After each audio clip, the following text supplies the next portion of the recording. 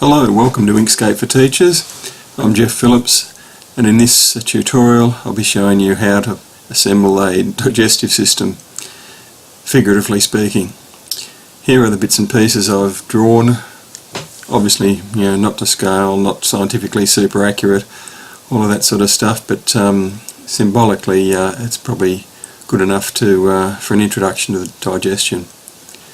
Here we have the esophagus, and the mouth would be this area here. Should be going to the nose, I guess. And here is the esophagus section down here. Now the next part, I guess, would be the stomach. So here we have the stomach, so I can drag that into position here. You can turn on snapping, but that sometimes gets in the way, sometimes not. Oh, it's okay. Alright. Salivary gland, that would release saliva into the mouth, somewhere around there. It's snapping a bit too low, so I can turn snapping off and move it perhaps there. Again, don't sue me over this, I'm not a biology teacher, but open to suggestions. Okay, what next? Small intestine, so I can drag that around and maybe snapping tools on and snap that there. Okay, what else? Large intestine, might slot that in down here. Again, snapping not quite where I want it to, so sometimes best to turn snapping off and just move into appropriate position. So there we have it. I guess what you could call the ancillary organs, the liver, that would feed in somewhere around there, I guess. Pancreas, I think, goes into the liver and then into the small intestine. Again, don't hold me to all this, but there's one way of assembling a digestive system. What you could do is have students operate with an Inkscape with this file and do that. They could go a bit further, and then with the text tool, T for text,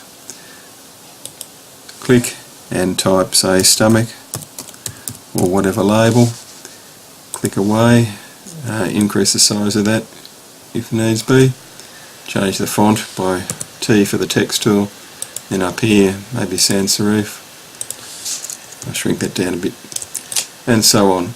You can use arrows if you want, using the Bezier pen tool, B, click, enter, and you can thicken up the line if you want to, change the arrow style on the end, and so forth. Now you don't have to do all that for all the other labels. You can simply click Control C and then Control V in a couple of places, and then double click to edit. Say small, press enter if you want to, intestine, and I've got this the wrong way around, but I can shift that. So clicking there, dragging that down, so forth. Again, if you want an arrow, you can copy this one, Control C, Control V, and you can drag an end around, whatever you want to do. So there's quite a bit of scope within the Inkscape to draw and label.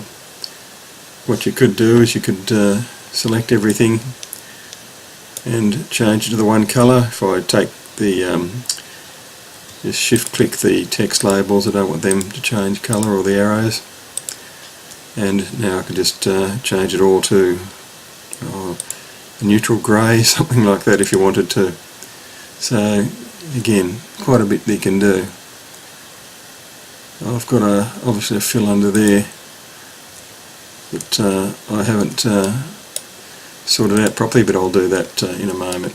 Anyway, that may be of some use, and I'll leave this file or a link to this file in the video description. Thanks for watching.